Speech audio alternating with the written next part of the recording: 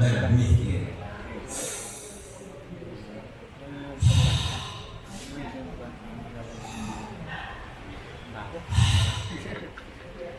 That is the law of the Father.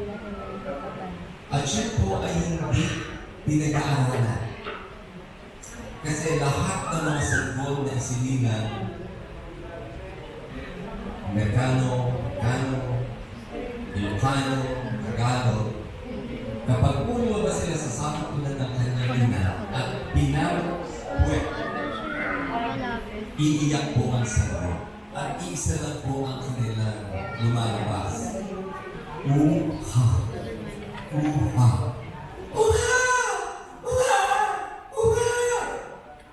Sino po ang ituro sa lahat ng masanggol, sa lahat ng mga tao, ang totoo at banal na pangalan ng Diyos? Dahil kayo, ako, si Dr. Medina, ay tunay na ama. Kaya po inilagay niya sa ating mga hininga, ang YH, WH. So, dun po, naging interesado.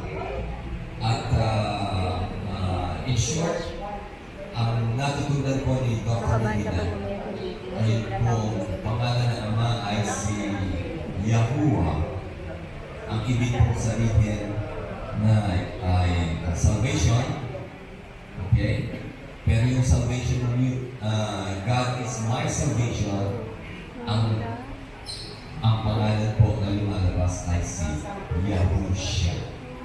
So, pangalan ng ama ay si Yahuwah. Yahuwah saves. Kasi natin sa English is Yahushua. So yung Father and Son, meron po pangalan. At ito po ang pre-measure ni Dr.